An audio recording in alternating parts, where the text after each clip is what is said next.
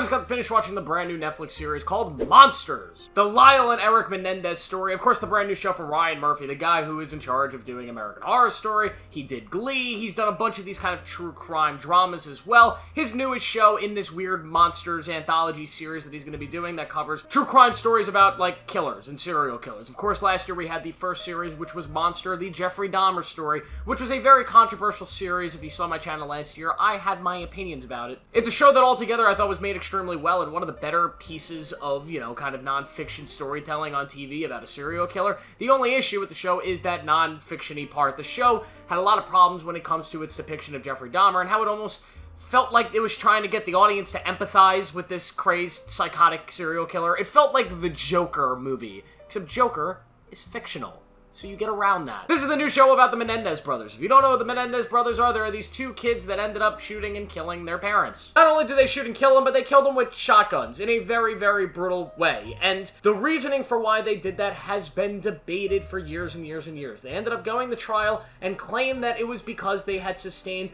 years and years of sexual abuse from their father. But whether that claim was actually true or not is still up for debate. They were convicted, and most people tend to believe that the boys were lying about the abuse and that they killed their parents for money, whereas there is a crowd of people that feel like the boys were actually sexually assaulted and should not have been convicted for the crimes because they were kind of in self-defense. So obviously making a show about this subject is a tricky thing to do, because you have to be able to make the show, and you kind of have to take a side. It's hard to do a story like this and not take a side, especially when you focus the story on the family, which is something this show does. The show follows Erik and Lyle pretty closely. We follow their perspective for most of this show, from before and after the killings, and the show, although not giving you an exact description of the history, it's not telling you this is the truth of what happens, it gives you their side of the story for the majority of the show, which kind of harkens back to the Jeffrey Dahmer show, where I feel like a lot of people could watch the first few episodes and really feel this kind of disdain for what Ryan Murphy's doing here, because you feel empathy for these versions and these depictions of the Menendez brothers early on. They do make it pretty damn clear that Lyle Menendez, that character, is clearly kind of psychotic. He's a pathological liar, and he's fucking crazy. But through the character of Erik Menendez, they almost give you this beacon of hope and this symbolic, kind of essence that maybe they were being abused. And that kind of lasts throughout the show. It was a depiction that, yet again, for TV purposes, story purposes, it works really well. It is engaging, it's entertaining, and it hooks you into this mystery of why do they actually do this. But speaking to the real events, it felt like this show didn't really know where to put its feet. It didn't know where to take a stand on, which was kind of my same issue with the Jeffrey Dahmer show. And as you get deeper into the show, it ends up becoming sort of a courtroom drama. We follow the lawyer of the Menendez brothers, this woman who is just so desperate to get them off because that's kind of her thing. She's this defense lawyer, kind of like the OJ trial situation where she just needs to get them off, even if she thinks they're guilty. She believes them and she's hopeful against all hope. And they run a pretty good trial. And when the show does become a courtroom sort of drama, I think that's where the show is its strongest, because it allows to be sort of objective on this situation. It allows the facts of the case to be sprinkled out and lets the audience decide how fucked up these kids actually are. It reminded me a lot of Ryan Murphy's OJ show, that OJ, where that centered around the entire trial of OJ Simpson, and it's a show that didn't really pick sides either, but it allowed everything that transpired in the events of the OJ situation to play out and the evidence to be sprinkled out. And the latter half of this series does just that. But I just thought it was so weird how there are some episodes in the middle of this series that seem to be taking a stance on the brothers might be innocent. They leave sprinkles that maybe they're just pathological liars, but it's just an interesting case. One thing I will say, Javier Bardem playing the dad in this show, absolutely incredible. Listen, I am a big Javier Bardem fan. That man could do anything, and I will be there to see it. He is really, really good here, playing this father who, such a complicated character, because I think no matter what you believe in this situation, what you can believe 100% is that this father was not a great man. But he was an ambitious man, and a man that did sort of take care of his family from the offset, just looking at the situation. But Javier Bardem had to really play two different characters because this show wasn't taking an exact place on either side of the issue. So he had to play this dark sexual abuser, this dark evil man, but he also had to play this other version that could have been real, this kind of caring father that has his problems, has his issues, but he's trying to keep things together, and he takes care of his kids. He's got this philosophy on life that may be a little bit broken, but he's still spoiling his sons. Which one is true? Well, the show never really tells you. It kind of lets you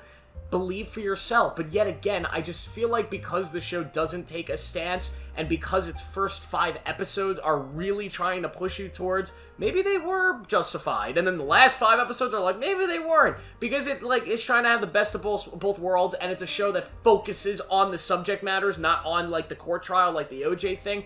It just ends up feeling very disjointed. I don't know how to feel about Javier Bardem's character. I don't know how to feel about the father, because I'm so mixed. I don't know if the version I saw in some scenes was real, or if the version I saw in other scenes was real. I don't know what is true. I mean, obviously in real life, I lean towards the idea that these kids were just kind of fucked up and did it for money. I mean, their behavior signifies that they were just kind of dicks. But for the show's purpose, the show's version, I genuinely don't know. If this was a fictional show and I had watched it, I don't know, because they present these characters in moments that make you feel like maybe they were being abused, and then they present them in other moments where it's like, no, these guys are absolute psychotic monsters, hence the title of the show. And because of that imbalance and that indifference, it's a little bit disconjointed. It's still a very entertaining show. Ryan Murphy doesn't tend to make bad television. He makes extremely gripping TV, especially when he's covering real subjects, real American crime subjects. These are the types of shows that easily draw you in. You want to see the dark underbelly of our society, especially when it is these kind of huge figures. Like, these guys were pretty much celebrities when this was going on, so it is something that you genuinely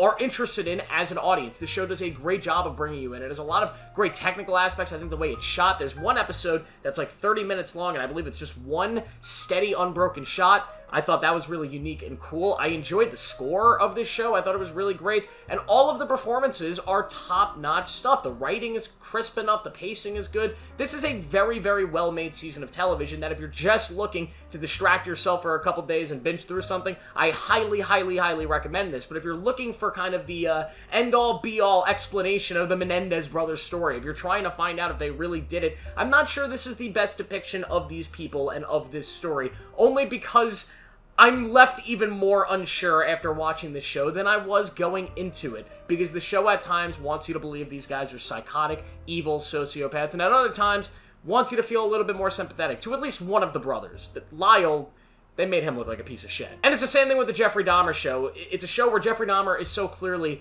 this lunatic maniac. And yes, I understand that nobody is this demonic monster that we're depicting in, like, you know, these other movies.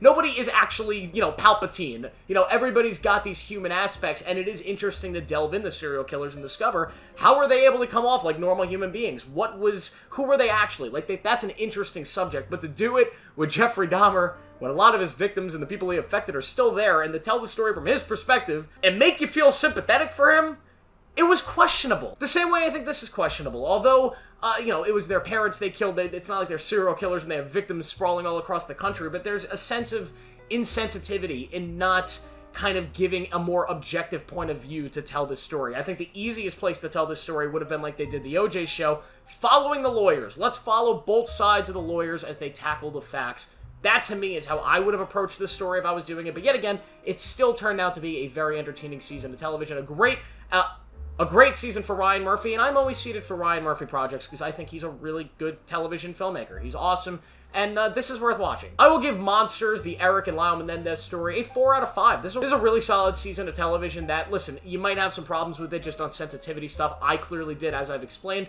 But from just a pure TV entertainment level, this is some really good stuff. There's a lot of great moments here, a lot of things to really just hook your teeth into. So go check it out. It's on Netflix right now. Thank you guys for watching. Make sure to like this video, subscribe for more, turn on notifications. I will see you all in the next one.